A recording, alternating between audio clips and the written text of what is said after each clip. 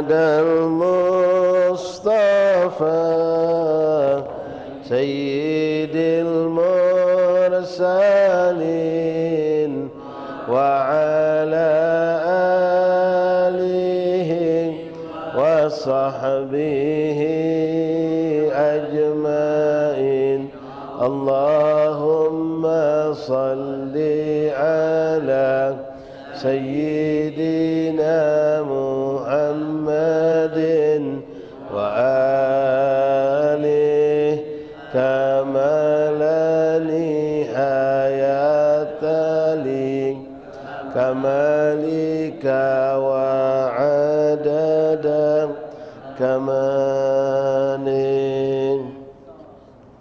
فاتح الرسول شفينا قرة عين سيدنا رسول الله محمد بن عبد الله صلى الله عليه وسلم أهل بيته وأزواجه وذريته وأنصاره وأصحابه وأحبابه أجمعين ثم إلى أرواح كافة أولي المقرب من مشارق الأرض إلى مغاربها برها وبرها خصوصا سائرة المقيم من أهل المعلى البقية أهل الزنبر والفرق أجمعين كافة المعلم كتب النافية ومسلم القرب النافعة وشيخ الحضر والأذكار والأوراد والأحزاب من زمان صلوات دعوات مناجات المجمعين خصوصا صاحب الكلمة من شيوخه والإمام النووي البنتاني وأصولهم وفروعهم وكل من ذكر أسماءهم من العلماء والأولياء والمحققين المحدثين والصوفيين في هذا المجلس في هذا الكتاب ثم الأرواح كافة من قبل أهل البلدة ألف عليهم من دار السلام كلهم أجمعين خصوصا صاحب الحضر المقام الحبيب الشيخ هدي الشيخ عبد الحامد بن محمود كيمرقان وأبي وأمي ومشايخي ومشايخي وأولادي وبناتي وذريته وكافة أولئك وصولتك يا أهل هذا البلدة أن الله يتغشاهم برحمة رسول الجنة الله يبدو علينا بركاتهم وأسرارهم وأنوارهم وعلومهم كراماتهم وفات من الدين الآخرة أن الله بركاته يغفر ذنوبنا يستر عيوبنا يشف كروبنا ويقضي حاجة الدين الآخرة ويشفي أمراضنا خصوصا من أوصل من شفاء من إخواننا وصحبنا أحبابنا أن الله يرفع عنا والمسلمين البلاء والوباء والمرض والسقم من العلام ورزقنا التقوى والاستقامة أن الله يختم لنا ولكم حسن الخاتم وبرأة العلم على طاعته ورسوله وهو رضا عنه من جود أهل صالحة ومن هو آباؤنا وأصحابنا الصالحون ومن هو صاحب الوقام الحضوك يا هاجي عبد الحميد محمود كيما رقان ومن هو مشايخنا وأولامس المقرب ومن هو قرب الزمن أن الله يدخل نياتنا في نيات مع أعمالهم وأعمالهم وأخلاقهم وأخلاقهم على صالحة جالبة كل خير دابة كل شر إلى حضرة النبي فاتحة. بسم الله الرحمن الرحيم الحمد لله رب العالمين الرحمن الرحيم مالك يوم الدين إياك نعبد وإياك نستعين اهدنا الصراط المستقيم صراط الذين أنعمت عليهم غير المغضوب عليهم ولا الضالين آمين. بسم الله الرحمن الرحيم الحمد لله رب العالمين حمدا شاكرا حمدا ذاكرا حمدا يوافي نعمه ويكافئ مزيده يا ربنا لك الحمد كما ينبغي لجلالك الكريم عظيم سلطانك اللهم صل وسلم وبارك وكرم على سيدنا محمد الفاتح لما أغلق والخاتم لما سبق ناصر الحق بالحق والهادي إلى صراطك المستقيم وعلى آله وصحبه حق قدره مقداره العظيم. سبحانك لا علم لنا إلا ما علمتنا إنك أنت العليم الحكيم تب علينا يا رب إنك أنت التواب الرحيم اغفر لنا وارحمنا وأنت خير الراحمين فانصرنا على القوم الكافرين برحمتك يا أرحم الراحمين يا أرحم الراحمين يا أرحم الراحمين فرج على المسلمين. Ma'asyiral ikhwan, ma'asyiral hadirin, bapak-bapak, saudara-saudaraku, jamaah majelis bulanan Masjid Kemrogan rahimani rahimakumullah. Assalamualaikum warahmatullahi wabarakatuh.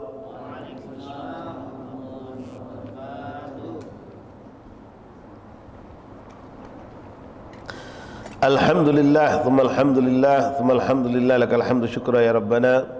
Bersyukur kita kepada Allah Subhanahu wa taala yang kembali mengumpulkan kita di malam yang penuh berkah ini di masjid yang penuh dengan keberkahan di waktu yang pun juga berkah bainal isya'ain dalam keadaan sehat wal afiah.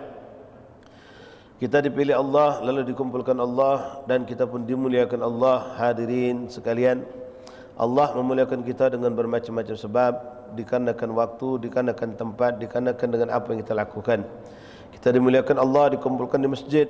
Dan masjid bukan sembarang masjid, Masjid Waliullah yang kita yakini begitu banyak keberkahan dan asrar yang tersimpan di masjid ini. Mudah-mudahan Allah tidak haramkan kita untuk mendapatkan hal itu semua. Keberkahan dari sahibul masjid, keberkahan orang-orang soleh yang datang setelah beliau sampai yang hidup di zaman kita sekarang, keberkahan dari semua zikir aurat, salawat munajat yang terbacakan, yang terucapkan di masjid ini, insya-Allah taala kita mendapatkan bagian tersebut. Kemudian keberkahan daripada waktu yang mana kita berada di waktu bainal isya'ain, antara maghrib dan isya, yang merupakan waktu yang juga sangat mendekatkan diri kita kepada Allah Subhanahu wa taala, waktu mustajab untuk kita berdoa, bermunajat, dan waktu yang sangat indah untuk kita gunakan untuk taat dengan lewat menghidupkan majlis taklim. Dan kita pun kumpul di sini bukan sekadar itikaf, tapi juga menghidupkan majlis ilmu, yang mana pembahasan kita seputar masalah inilah yang kita sudah baca pada bulan yang lalu. InsyaAllah kita lanjutkan membacakan kitab Tanqihul Qaul, kitab syarah dari Gaul Hadis yang dikarang oleh Imam Syuyuti rahimahullah ta'ala, lalu disyarahkan, dipanjang lebarkan penjelasannya oleh Imam Nawawi Al-Bantani, Imam Nawawi Muhammad bin Umar Al-Bantani, An-Nawawi Al-Bantani, Imam Nawawi Al-Bantani, yang mana kita baca kitab beliau Tanqihul Qaul namanya. Masuk kita kemarin pada bab pertama, babul awal fi fadilatul ilm wal ulama. Bab menjelaskan tentang fadilah, kemuliaan, keutamaan ilmu, yang dimaksud tentu ilmu agama, wal ulama, dan orang-orang yang memiliki ilmu. Subhanallah, tadi badal asar di Masjid Al-Munawwar di kediaman Habib Muhammad bin Abdurrahman Munawwar, kita pun pembahasan hal yang sama tentang ilmu. Ma'asyiral ahbab rahimani rahimakumullah, tidaklah Nabi Allah Adam menjadi mulia dan agung lalu Allah perintahkan semua malaikat termasuk jin, termasuk iblis untuk sujud kepada Nabi Allah Adam, kecuali setelah beliau menampakkan keunggulannya. Ketika Allah menyuruh malaikat untuk menyebutkan nama-nama benda-benda yang ada di dalam syurga, malaikat tak mampu menyebutkannya. Akan tetapi Nabi Allah Adam AS mampu menyebutkan nama-nama benda yang ada di segala penjuru yang ada di syurganya Allah Subhanahu wa taala. Wa 'allamal adama kullaha wa 'allamal adama al-asma' kullaha, dan kami ajarkan kepada Nabi Allah Adam tentang nama-nama. Kata ulama, itu keunggulan Nabi Allah Adam bukan lewat ilmu tauhid, bukan fiqh, bukan tafsir, bukan balaghah, bukan. Cuma menyebutkan Nabi Allah Adam lebih tahu dari mereka malaikat tentang nama-nama benda. Nama-nama benda yang ada di surga, malaikat tak tahu, Nabi Allah Adam tahu. Jadi bukan Nabi Allah Adam saat itu dimuliakan Allah lebih karena ilmu tauhid, makrifat, hakikat yang begitu hebat tinggi, tidak. Bukan pula beliau memahamkan tentang ilmu tafsir, ilmu fikih, usul fikih, ulumul Quran dan lain-lain, tidak. Tapi cuma dengan melebihkan, Allah tunjukkan sedikit kelebihan Nabi Allah Adam sebelum Allah nampakkan yang jauh lebih besar lagi, yaitu Nabi Allah Adam ketika ditanya tentang nama-nama benda yang ada di surga, Nabi Allah Adam mampu menyebutkan, sementara malaikat tidak mampu. Disitulah mereka pun sujud, tunduk, memohon ampun kepada Allah seakan-akan mereka melakukan suatu kesalahan, padahal tidak, dengan mengatakan subhanaka la ilma lana illa ma 'allamtana innaka antal alimul hakim. Ma'asyiral ahbab rahimani rahimakumullah, kemuliaan ilmu sangatlah banyak, kemuliaan majlis ilmu pun teramat sangat banyak, kemuliaan ulama, orang yang berilmu pun teramat sangat banyak. Di antaranya yang sudah kita bacakan kemarin, dan insyaallah hari ini kita lanjutkan lagi. Bismillahirrahmanirrahim. Alhamdulillahi rabbil alamin. Allahumma salli wa sallim ala sayyidina Muhammad wa ala ali sayyidina maulana Muhammad. Qala al-mu'allif rahimahullah ta'ala wa nafa'ana fil ilmi fid darain amin. Wa qala sallallahu alaihi wa alihi wasallam, faqihun wahid mutawarri' asyadda 'ala syaitan min alfi 'abid mujtahid jahil wara'.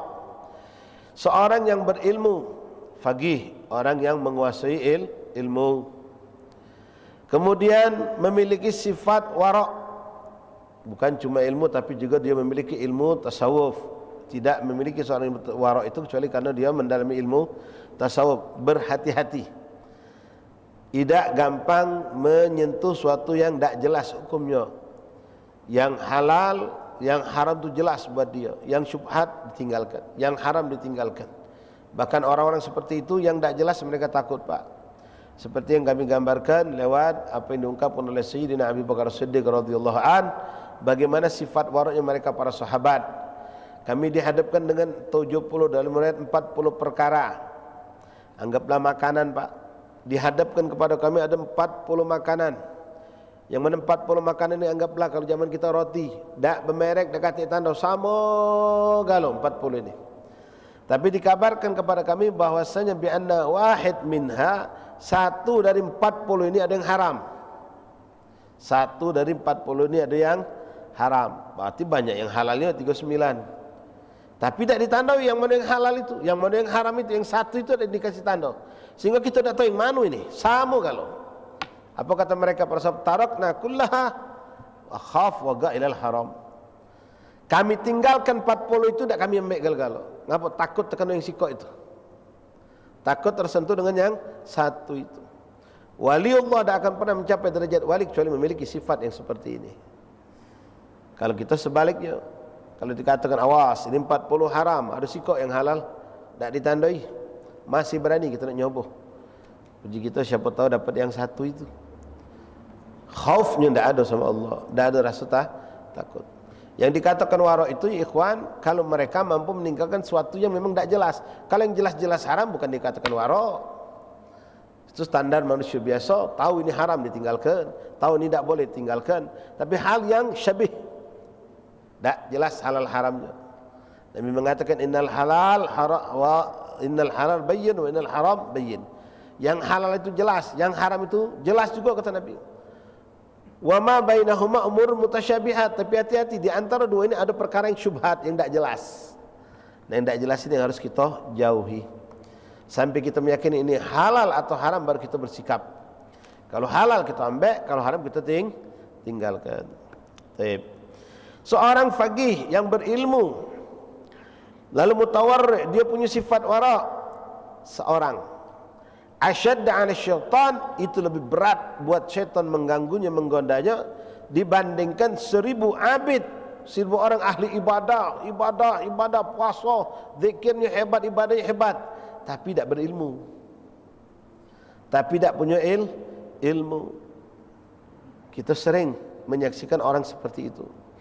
Rajin dia ibadah, rajin dia ke masjid, rajin dia beritikaf, rajin dia berzikir, tapi ilmunya kosong, Pak. Orang seperti ini paling gampang buat syaitan untuk menipunya. Bahkan dalam banyak riwayat diceritakan dalam kitab-kitab itu, syaitan tidak repot ganggu dia lagi, Pak. Ngapa? Sudah gagal ibadahnya karena kebodohannya. Sudah gagal ibadahnya karena kebodohannya. Contoh, Pak, orang yang tidak punya ilmu, dia tahu masjid itu rumah Allah, harus bersih, harus indah, harus harum. Masuk dia ke masjid, solat dia. Begitu dia solat, selesai solat, assalamualaikum, assalamualaikum, nyingok ada bangkit lalat, ada bangkit lalat di masjid. Dia nyingok, ini bangkit lalat kotoran, harus kubersihkan katanya. Di mbeknya tisu, mbeknya bangkit lalat tadi, Pak, bungkusnya, masuknya kantong. Kenapa dipakai tisu tuh? Langsung kaget kotor baju aku jadi. Kaget kotor. Solat dia, lanjut solat 10, 20, 30 rakaat. Apa yang dia dapatkan lewat ibadah itu? Niatnya bagus, bagus. Amal perbuatannya bagus, bersih ke masjid dari bangki rumah Allah. Tapi karena dia tidak punya ilmu, dia tidak tahu kalau bangki itu tidak boleh dibawa solat. Walaupun bangki lah lalat. Lain hukum ibu bapak kalau dalam minuman, dalam makanan. Dia tidak dikatakan najis memang karena lalat tidak mengandung air, yang tidak mengandung darah yang mengalir. Tapi hukum bangkit dalam solat bangkit. Kalau lalat masuk dalam minuman, kita bikin teh, bikin kopi, ada lalat nyemplung, angkat baik lalatnya walaupun sudah mati, minum, tak kata masalah, tidak najis. Kita muat teh susu ibu sampai penuh, semut galau, masih penuh belum diminum, semutnya kami. Kalau orang yang tak ngerti, wah ini najis ini, buangnya. Teh susu terbuang karena tidak punya ilmu. Kalau punya ilmu disaring, bangkit semut buang, kopi susu minum. Kenapa? Semut tidaklah najis. Tapi bangkit ini, balik cerita lalat tadi, ketika masuk ke kantong baju, nempel di badan, ada di badan kita, maka hukumnya membawa bangkit itu tidak sah dalam ibadah. Solat dia pernah tegak lama, solat lagi, beratus rakaat lah dia lakukan, tak dapat pahala. Ada orang ibadah puasanya hebat, Senin Kemis, Senin Kemis, Senin Kemis, Senin Kemis. Bahkan kemarin saya ketemu satu tamu Pak datang ke rumah kami Ibu, ingin masukkan anaknya ke pondok. Saya tawarin makanan seminuman. Oh, Habib, minta maaf Habib, aku lagi puasa. Oh, puasa apa? Kemarin itu, ini hari apa? Senin, hari Ahad, hari Sabtu dia datang. Nah, puasa apa segitu? Aku lagi nyalain puasa Daud katanya. Masya Allah. Puasa Nabi Allah dah, sehari puasa, sehari tidak. Ibadah bagus. Nah, ada orang yang puasa Nabi Allah Daud, dia tak paham. Pokoknya tahu dia puasa sehari, puasa tidak, sehari puasa, sehari tidak. Masuk ayam tasyrik tetap dia puasa. Ayam tasyrik setelah lebaran. Tanggal 10 Zulhijjah tak boleh puasa. 11, 12, 13 tak boleh puasa. Karena dia bodoh, dia tetap puasa. Yang penting puasa sehari, tidak sehari, puasa sehari, tidak sehari. Jalan kenyang. Bukan cuma dia capek, letih, panas pula kemarin Pak, panas tak-tak di kita Palembang ni. Tenggorokan kering, panas luar biasa. Bukan cuma capek, haus, lapar, haram perbuatan dia tadi. Berdosa lagi ada. Berdosa lagi ya. Kenapa? Puasa di ayam tasyrik. Ada lagi yang puasa Senin Kemis, Ayyamul Bait, puasa. Ibadah kalau ini Pak, luar biasa. Kita jujur, kita mungkin tak sanggup. Ayyamul Bait tiap tahun, tiap bulan dia. Apa itu Ayyamul Bait? Tanggal 13, 14, 15 setiap bulan Hijriah. Puasa mangcik ni, Masya Allah, puasa tu tak pernah lepas. Pas Zulhijjah ini, 13 Zulhijjah mulainya kan, 13, 14, 15 setiap bulan Hijriah. Masuk Zulhijjah, mana hukum 13 ini? 13 ini ayam tasyrik. 11, 12, 13. 13 juga Ayyamul Bait, 13, 14, 15. Puasa mangcik. Apa? Kalau dak 13 kena 14, 15 dia tak ada ayam bait katanya. Tak masuk puasa bait. Puasa dia. Apa yang dia dapatkan? Puasa moyah tambah so. Payah berdosa. Lah payah berdosa. Lapang haus terik Pak, panas luar biasa kemarin. Berdosa pula. Kenapa ini terjadi? Himmah, semangat ibadah kuat tapi tidak dibanding dengan ilmu. Makanya ketika setan tengok macam itu, tak usah kita agak gila-gila budak itu. Ngapa? Dia capek baik, dia payah, dia dapat pahala berdosa lagi ada. Cari yang lain beh. Cari kauban lain beh. Ngapa ini long kauban dirinya deh? Menzalimi diri sendiri dengan kebodohan. Jelas ikhwan rahimani rahimakumullah. Ya, hati-hati. Nah, jadi abid di sini digambarkan seorang faqih yang memiliki sifat wara', itu seorang lebih berat, lebih susah dihadapi oleh syaitan ketimbang 1000 orang yang ahli ibadah, ibadahnya hebat tapi tanpa ilmu, walaupun dia punya sifat wara'. Apalagi kalau punya sifat wara'. Wa qala sallallahu alaihi wasallam fadlul alim 'alal 'abid ka fadli qamar lailatul badar 'ala sa'iril kawakib. Kemuliaan seorang yang alim dibandingkan orang yang ahli ibadah tanpa ilmu seperti bulan purnama yang terang benderang dibandingkan bintang-bintang yang berkelipan. Yang mana yang cantik Pak? Bintang apa bulan? Bulan itu yang menjadikan bintang itu terang, cantik, indah. Bintang tutup awan dikit hilang. Bulan sebagaikan seorang alim yang berilmu, yang beribadah. Masyaallah ahbab rahimani rahimakumullah.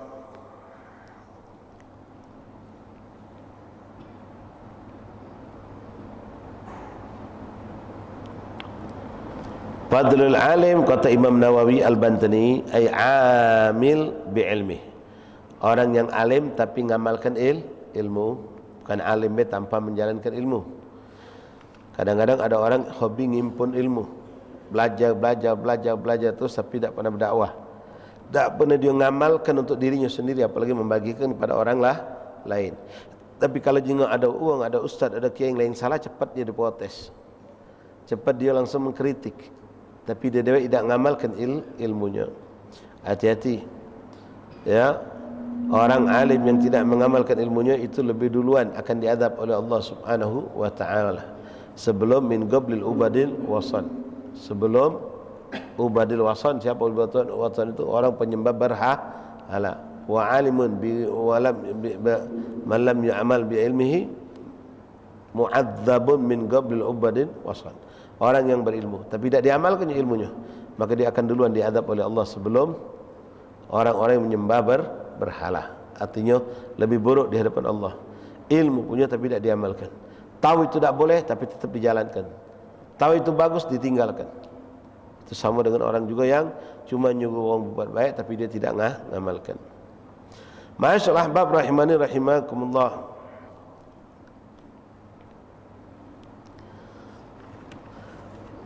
Wa qala sallallahu alaihi wa alihi wasallam,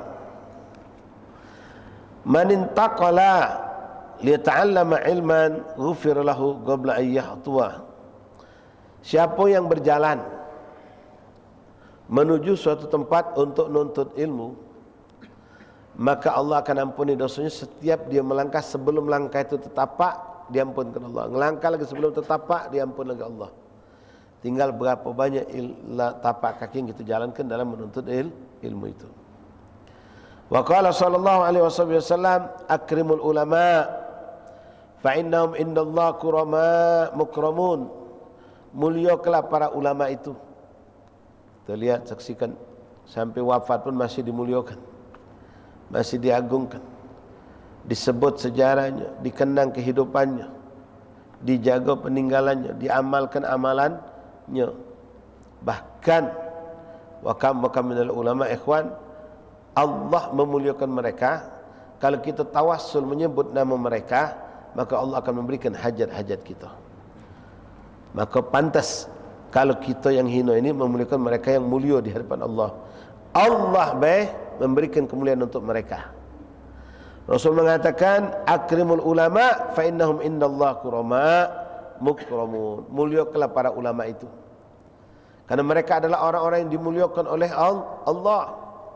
Bahkan dalam hadis kita mengenal, Rasul mengatakan bahwasanya jangankan ulama, thalabul ilm, orang yang belajar, orang yang menuntut ilmu, malaikat membentangkan sayapnya, minta dilewati, minta diinjak, minta dijalani oleh para thalabul ilm. Itu murid pak. Thalabul ilm itu macam kita ni kebanyakan. Thalabul ilm. Wa kaifa bimuallim thalabul ilm. Bagaimana dengan guru yang mengajari mereka thalabul ilm itu? Thalabul ilm, orang yang belajar menuntut ilmu, malaikat membentangkan sayap buat mereka. Semua hitanul barat, semua binatang ada di laut, di sungai, dimanapun, di mana mereka hidup di air itu, beristighfar, memohon ampun buat orang yang nuntut ilmu. Itu untuk nuntut ilmu. Wa menuntut ilmu sederajat dengan syuhada. Man kharaja fi talal ilm, apa kata Rasulullah? Fahuwa fi sabilillah hatta yarji'. Siapa yang keluar dari rumah untuk nuntut ilmu, maka itu orang statusnya sebagai fi sabilillah. Bapak, saudara sekarang, ibu-ibu yang duduk di sini tahu ada majlis, datang ke majlis. Kita sekarang status kita fi sabilillah. Walaupun duduk manis, nyaman, tenang, tidak bawa senjata, tidak menghadapi musuh. Dengan muallim thalabul bagaimana dengan guru yang mengajari mereka ilmu. Maka tidaklah berlebihan ketika Imam Ali bin Abi Thalib mengatakan, ana abdu, aku akan menjadi seorang hamba. Bagi siapa? Man allamani harfan wa, siapa yang mengajarkan aku walaupun satu huruf, walaupun mengajarkan cuma satu huruf. Itu orang bukan cuma kuanggap guru, tapi aku adalah hamba sahaya. Apa dia suruh aku peloi, apa dia minta aku lakukan. Jadi kita dapatkan pada mereka murid-murid pak, di pondok, di majlis juga. Begitu kita berkhidmat kepada kita punya guru. Ketika guru kita nak ngenjuk kita sesuatu atas khidmat yang kita lakukan, maluati kita, guru, jangan guru, ini yang kami cari keberkahan. Nak diinjak duit, nak diinjak makanan, kita malu. Bahkan kita mesem kemarin kita kerja rame-rame, jangan ngerepot ke guru, kita ngok makanan. Berkhidmah kepada mereka muallimul ilm. Jadi tidak berlebihan, tidak ada suatu hal yang muluk-muluk. Ketika Imam Ali mengatakan, aku adalah hamba bagi seorang yang mengajar aku walaupun satu huruf. Bagaimana yang mengajar kita berhuruf-huruf, berpuluh ayat, berjuz-juz Quran, bermacam-macam ilmu. Ikhwani rahimani rahimakumullah. Kita lihat lagi ikhwan rahimakumullah.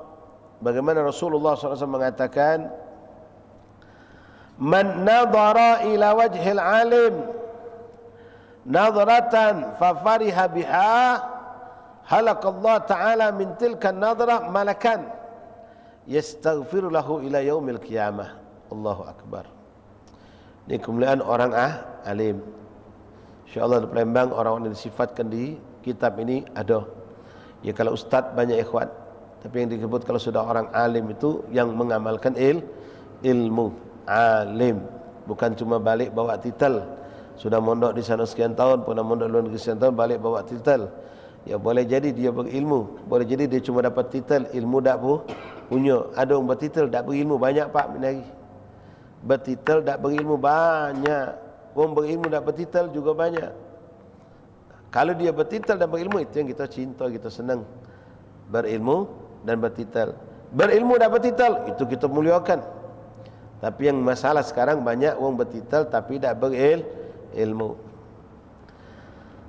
Allah memuliakan mereka, Rasul, malaikat memuliakan mereka, hewan-hewan memuliakan mereka. Wa kaifa nahnu nu'azzimuhum wa la nukrimuhum? Bagaimana kita tidak memuliakan mereka? Allah memuliakan mereka, malaikat memuliakan mereka. Bagaimana kita untuk tidak memuliakan mereka, para ulama? Kita lihat ini hadis Rasulullah. Rasul mengatakan, man nadhara ila wajhil alim, siapa yang memandang kepada wajah seorang alim, ulama, alim, mengamalkan ilmunya, apalagi punya sifat wara', ahli ibadah pula, derajat ulama soleh. Ulama itu ada dua, ada ulama su', ada ulama soleh. Ulama dunia, ada ulama akhirat. Artinya Rasul nyebut ulama, mereka itu berarti punya ilmu. Tapi yang mana yang kita harus ambil berkah itu? Ulama yang soleh. Dia tidak mengatakan sesuatu untuk suatu hal yang baik kecuali dia sudah melakukan, tidak dia melarang suatu keburukan kecuali dia sudah menjauhinya. Dia mengamalkan apa yang dia sampaikan, apa yang dia miliki dari ilmu. Dia punya sifat wara', tadi sudah kita bahas. Ulama banyak yang mengamalkan ilmu, tidak sebanyak yang berilmu. Yang berilmu mengamalkan ilmu banyak, tapi tidak banyak yang memiliki sifat wara'. Sifat wara', berhati-hati. Nah, hati-hati, tidak sembarang. Wara' biasanya punya sifat khauf, rasa takut kepada Allah. Lalu mereka yang memiliki kemuliaan itu pasti memiliki sifat mukhlisin, ikhlas karena Allah. Apa kata Rasulullah? Man nadhara ila wajhil alim, siapa yang memandang ke muka wajah orang alim, nadratan bi fariha biha, dia memandang wajah orang alim itu dengan pandangan senang, cinta, ta'zim, mahabbah, maka Allah jadikan dari pandangan tersebut, Allah ciptakan malaikat. Allah ciptakan malaikat dari pandangan kita senang. Nyingok guru kita tu Masya Allah senang, sampai kita berusaha jangan sampai tertidur.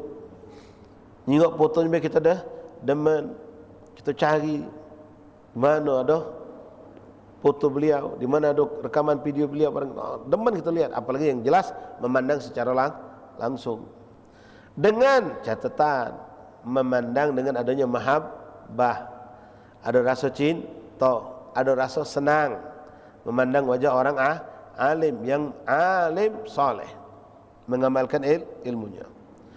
Halakallah ta'ala min tilkan nadharah, maka Allah ciptakan dari pandangan tersebut malakan, malaikat. Lalu apa fungsinya malaikat itu? Apa cuma menciptakan malaikat memandang orang alim, lalu ciptakan malaikat, mandang lagi, cipta lagi malaikat, mandang lagi, cipta malaikat. Ada tugasnya yang menguntungkan kita pak. Malaikat tersebut diciptakan Allah, dan Allah tugaskan malaikat itu dari semenjak tercipta beristighfar untuk kita. Ila mata, sampai kapan? Ila yaumil qiyamah. Semakin sering kita memandang, semakin banyaklah tercipta malaikat. Orang alim yang mengamalkan ilmunya. Sama kalau kita buka hadis Nabi tentang memandang wajah wong tua, yang juga wajib kita takzim, kita muliakan. Walaupun maaf, wong tua kita buta ciples, semayang ibadah pas-pasan, tak punya agama yang hebat, tak pernah puasa sunnah, Solat pun kalau nak solat diingatkan dulu. Macam Quran tak baca. Misal, dia tetap untuk dia sama kita di hadapan Allah bagaikan wali min awliyaillah. Apalagi kalau orang tua kita orang baik, ahli ibadah. Rasul mengatakan dalam sebuah hadis, man nadhara ila wajha abawayh binadhara rahmah, siapa yang memandang wajah wong tuanya, memandang ikhwan, sama cak tadi, bukan berkhidmah, bukan nolong, bukan bantu, bukan menyenangkan, memandang, tapi dengan pandangan cinta, rahmah, kasih sayang, mahabbah, ta'zim. Apa yang kita dapatkan? Kataballahu lahu bitilka nadharah, Allah catat bagi anak yang memandang ke wajah orang tuanya dengan kasih sayang, cinta tadi, thawab, pahala bagaikan orang yang berhaji, makbul, mabrur indallah. Sallu ala Nabi. Mungkin sebagian kita masih mendapatkan orang tua. Kalau yang tua tak katik, maka kajianlah para ulama. Jangan sampai dak galau. Memandang wajah wong tua dapat pahala pak, bagaikan wong yang haji makbul mabrur. Maaf, sekian ratus ribu manusia, juta tembus pergi haji, apa semua mereka dapat haji makbul mabrur? Wallahu alam. Boleh jadi separuh dari mereka, boleh jadi sepertiga dari mereka yang balik membawa titel haji dan mabrur dan makbul. Tapi seorang anak yang birrul walidain memandang wajah orang tuanya, baru memandang bagaimana kalau menyenangkan, bagaimana kalau menyampaikan hajat mereka, bagaimana kalau memberikan kesenangan dan ketenangan buat mereka, bagaimana kalau menghilangkan ketakutan, rasa risau pada diri mereka, bagaimana kalau kita bisa menyampaikan hajat-hajat mereka. Wallahu alam apa yang bakal kita dapat ikhwan? Surga pasti. Balik kepada hadis tadi, memandang wajah orang alim, pandangan mahabbah, cinta. Bukan maaf-maaf, kadang-kadang ada wong ustaz ceramah tertegak, dia langsung nyai salah. Di mana salahnya ustaz ini? Di mana ceramahnya yang salah? Karena dia punya ilmu, jadi dia nak ngoreksi. Penyampaian hadiskah, ayat Qurankah, penyampaian syairkah, atau cerita yang salah. Ini wong ilmu tersesat pak. Wong berilmu tu banyak. Nabi dalam hadis mengatakan, man izdada ilman walam yazdad hudan lam yazdad minallahi illa budan. Siapa yang bertambah ilmu, artinya bertambah ilmu, alim, tapi tidak bertambah hidayah. Tak bertambah hidayah. Setiap datang dia mondok dulu, waktu dia belajar di halaqah, waktu dia belajar di majlis taklim, dengan ngerasa dibawanya niatnya niat sombong. Paling lama di majlis aku, paling dekat sama kiai aku, paling dekat sama ustaz aku, paling dekat sama habib aku, yang paling istiqomah aku. Ngaso dia pacak pula nyampaikan apa yang disampaikan oleh habib tadi, ustaz tadi. Nganggap orang lain tu rendah, dia yang paling bagus, paling hebat. Niatlah salah. Tujuan niat apa? Untuk kaget pacak, nak berbantah di kampung kalau dong nyala ke dia, untuk jadi kesombongan. Bertambah ilmu tapi tidak bertambah hidayah, maka kata Rasulullah, lam yazdad minallah, tidaklah bertambah antara dia dengan Allah kecuali bu'dan, bertambah jauh. Tambah alim, belajar sampai keluar negeri, balik ngawak titel, nah negek badan. Ada orang tua, ada apa, salaman biasa. Cak ini be, salaman ngencot. Kemarin belum jadi kiai, belum jadi ustaz, belum jadi balik bawa titel, sama orang tua-tua sujud, cium tangan. Sama kiai, sama ustaz-ustaz, cium tangan. Pas dah balik, aku lah jadi ustaz juga. Salaman ngencot. Dah lagi salaman nyium. Kemarin kiai nak balik, sendal tahan dikejarnya, balik ke sendal, minta talaknya be. Oh, ilmu malah menjadikan dia tak beda dengan iblis. Ngeri kita. Ilmu yang menjadikan orang menjadi lebih tawaduk, lebih tunduk, lebih tahu di mana letak kekurangan pada dirinya, di mana aib pada dirinya. Semakin punya ilmu, semakin tahu, oh selama ini salah, oh selama ini Fatihah aku tak benar, oh selama ini wudu aku belum sempurna, oh selama ini aku macam ini. Bukan ngagoi cerodian sama orang lain, bukan. Dirinya dulu yang periksanya. Kita kadang-kadang dapat ilmu yang kita cari, kalau itu bab salah ke orang lain itulah. Kalau benar balik ke kita. Fa fariha biha khalaqallahu ta'ala min tilka an-nadhara malaka yastaghfirulahu ila yaumil qiyamah. Masyaallah. Ingat ikhwan, tadi hadis tentang orang tua saya gambarkan. Cuma memandang wajah orang tua dengan pandangan mahabbah, ta'zim, cinta, Allah berikan pahala bagikan orang yang berhaji dan umrah yang makbul, mabrur. Makna kalau kita nyenang ke dia, nyampai ke hajat dia, ngilangkan kesusahannya, memberikan kesenangan, ketenangan untuk dia, menghibur dia, berkhidmat untuk dia. Wallahu a'lam apa yang bakal kita dapatkan. Surga pasti, Pak. Sama dengan hadis ini juga. Terhadap ulama, memandang wajah ulama dengan mahabbah, dengan ridha, dengan cinta, dengan ta'zim, Allah ciptakan malaikat. Yang mana malaikat itu ditugaskan istighfar untuk kita sampai ila yaumil qiyamah. Mak mana nyenangkan hati kiai? Mak mana kalau kita menyampaikan hajat mereka, para ulama, para habaib yang berdakwah, berilmu, beramal soleh itu. Bagaimana kalau kita berkorban untuk mereka? Memandang mereka saja dapat malaikat Allah ciptakan istighfar untuk kita. Apalagi kalau kita berkhidmah untuk mereka, berbuat kebaikan, kebajikan untuk mereka. Ma'asyal ahbab rahimani rahimakumullah. Wa qala Nabi sallallahu alaihi wa alihi wasallam, dengar ikhwan, man akramal ulama faqad akramani wa man akramani faqad akramallah fama'wahul jannah. Siapa yang memuliakan ulama, muliakan juga tak nak berlebih-lebih, ikhwan. Ya, kita di Palembang ini alhamdulillah dididik oleh para habaib, para ulama, para kiai-kiai kita, ta'zim sama guru tidak sampai berlebih-lebih. Tak sampai nak sujud nyium kaki. Tak, walaupun tempat lain ada, Pak, macam itu. Ya, merangkak.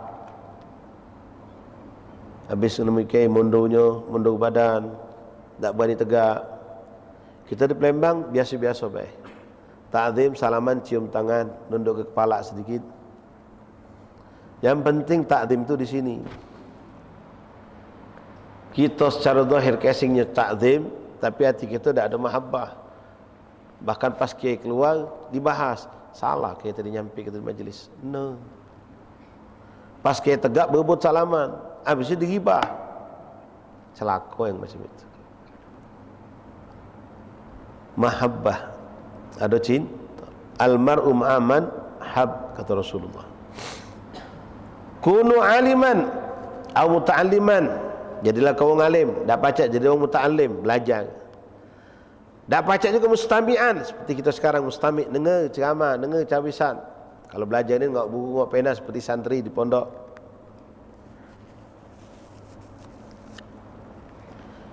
Au mustami'an, atau menjadi pendengar. Tidak pacak kalau juga. Kelas. Yang keempat jangan tidak. Apa itu muhibban? Cintai tiga kelompok tadi. Mustami', muta'allim, orang alim. Cintai mereka. Kita nak baca jadi orang alim sudah lewat. Nak belajar di pondok sudah lewat juga. Anaklah banyak, lebih cucung bahkan. Mustami' kadang-kadang nak pacak mentu malam. Sibuk kerja sip-sipan, kadang-kadang malam, kadang-kadang pagi nak pacak kita istiqamah di majlis. Lalu apa bagian kita? Yang keempat, cintai mereka. Ada rasa cinta di hati kita. Dan apresiasikan, wujudkan cinta dengan apa? Berkorban untuk mereka. Apa yang kita punya berikan. Ponaan kita mondok, abahnya kata duit, kita kebetulan punya duit, kita yang biayai.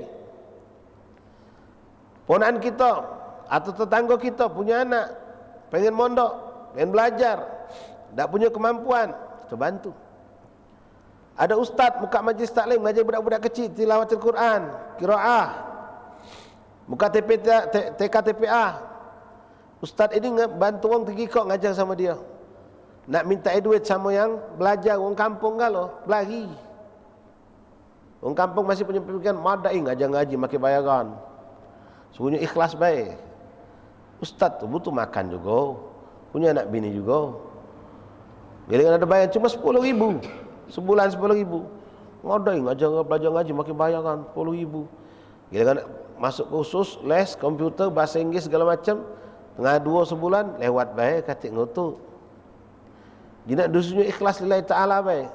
Ikhlas itu ikhwan bukan berarti tak boleh nerima duit, bukan berarti tak boleh tinjau duit. Itu kewajiban kita. Imam Ali mengajar sehuruf, aku jadi budak pada dia.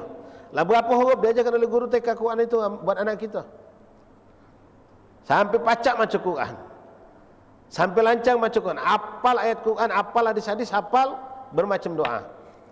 Guru masih kok kita tunjuk untuk ustaz model macam tu, tidak dah berlebihan. Cuma ngajar anak kita dari tak pacak, tak kenal huruf sampai pacak ngaji lancar. Sikap mobil kamu juga tidak berlebihan. Walaupun belum pernah terjadi. Yang ada kiai besar-besar hebat, tunjuk rumah, tunjuk mobil ada, tunjuk kebun ada. Tapi guru ngaji ni yang sebetulnya sangat luar biasa jasanya. Anak kita tak pacak macam kitab, tak pacak ngapal Quran, tak pacak apa-apa kalau tidak berkat mereka. Kita nunjuk sekedarnya baik. Bahkan ketika ada iuran tadi dianggap suatu yang tak ikhlas. Lihat di sini ikhwan. Rasul mengatakan akrimul ulama, muliakan ulama itu. Hargoi, tidak berlebih ikhwan, dan ini sunnah Rasulullah terjadi dari zaman Rasulullah, zaman sahabat. Ketika ada ulama, ada habaib, ustaz, kiai masuk walaupun masih muda. Datang kita tegak, kita sambut. Duduk penuh majlis, kita tahan tegak unjuk ke dia duduk walaupun lebih muda dari kita. Itu suatu bentuk kemuliaan, menghormati, memuliakan mereka. Sampai hal yang sekedar sepele, sendal kita balik ke, itu bentuk memuliakan mereka. Letaknya di hati. Rasul nyuruh kita memuliakan para ulama sampai mereka wafat pun kita muliakan. Kita baguskan, tak berlebih-lebih tapi dibaguskan, dirapikan. Kita nak ngomong masing-masing depan dia walaupun kuburan sudah, magam, meninggal sudah, nyago kita, angkat suara nyago.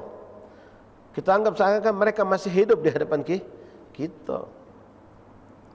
Bentuk memuliakan ulama, muliakan keluarganya, muliakan tempat majlisnya. Jangan sampai banyak kejadian sudah guru meninggal, tak lagi yang ada memperhatikan anak keturunannya, tak ada yang memperhatikan bangunan musallahnya, masjidnya, majlisnya. Itu bentuk memuliakan mereka. Salah satu bentuk yang sederhana, meletakkan foto mereka di tempat-tempat yang baik, mengenang mereka. Akrimul ulama, muliakanlah ulama. Man akramal ulama faqad akramani. Siapa yang memuliakan ulama berarti orang itu memuliakan aku, kata Rasulullah. Ulama yang jelas ulama yang amil tadi, yang sah, selain bukan ulama su' bukan. Faqad akramani wa man akramani faqad akramullah. Siapa yang memuliakan aku berarti memuliakan Allah.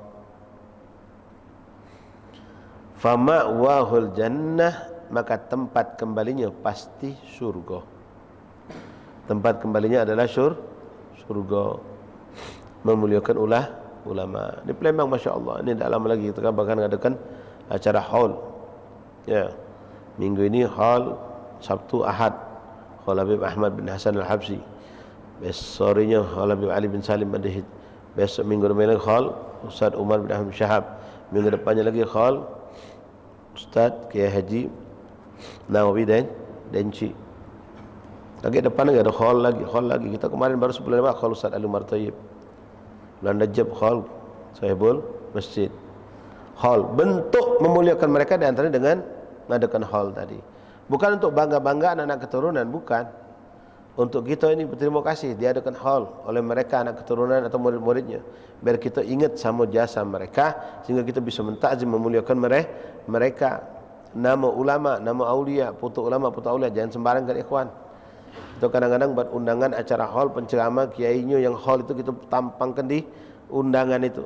Nah, kadang-kadang orang yang mau undangan ini tak belugu, terkapar bawah meja, tertumpuklah kadang-kadang kertas itu buat terbangan, buat mainan oleh anak-anak.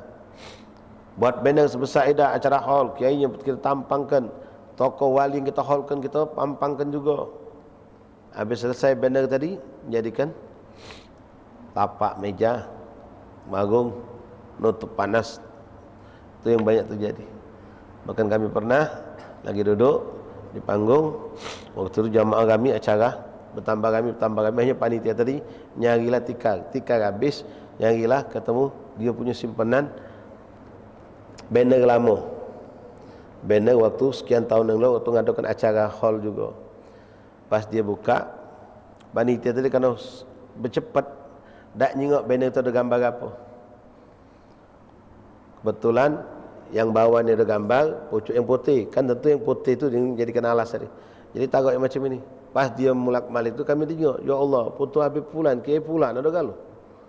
Nak di kapal ke nyo? Nak didodoi wong. Maaf, banner-banner waktu zaman politik banyak. Mereka mau ngejar dunia, ngejar jabatan.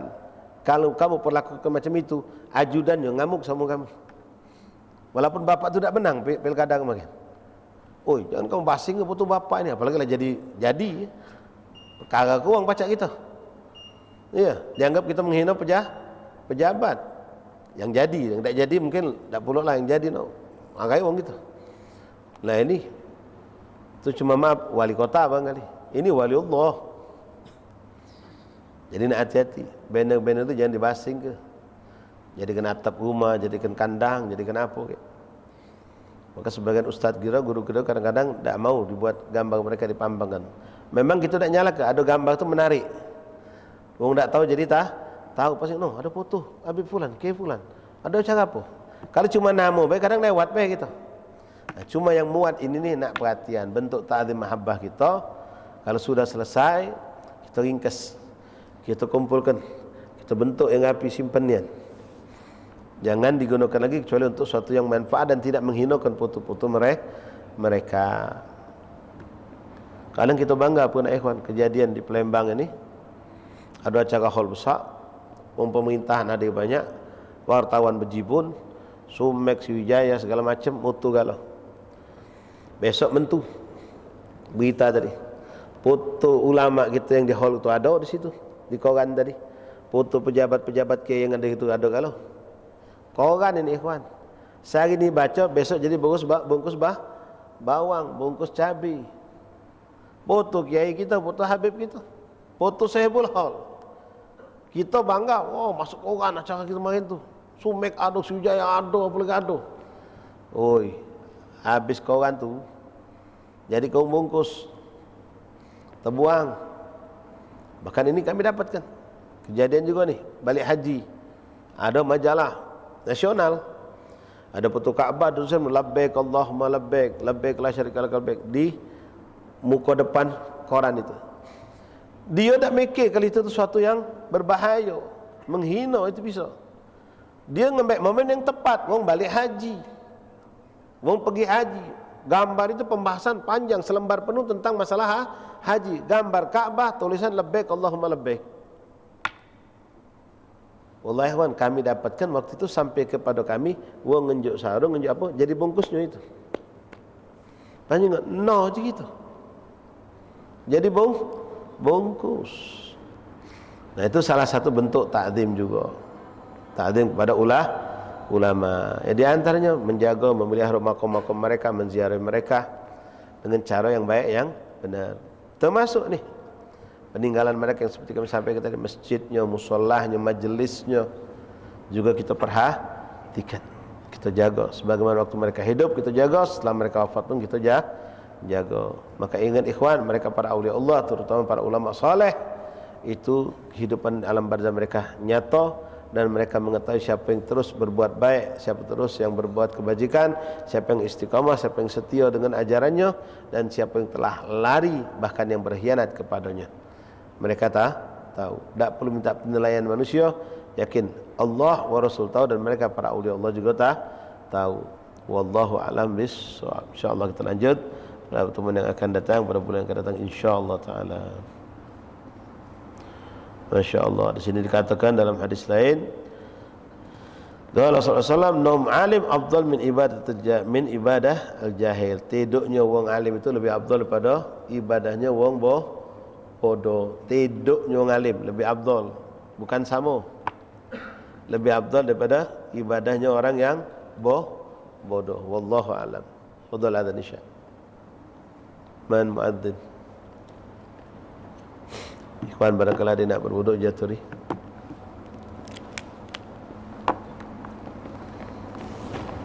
Muadzin man? Yang biasa adzan di sini jaturi. Tak katik boleh dari luar.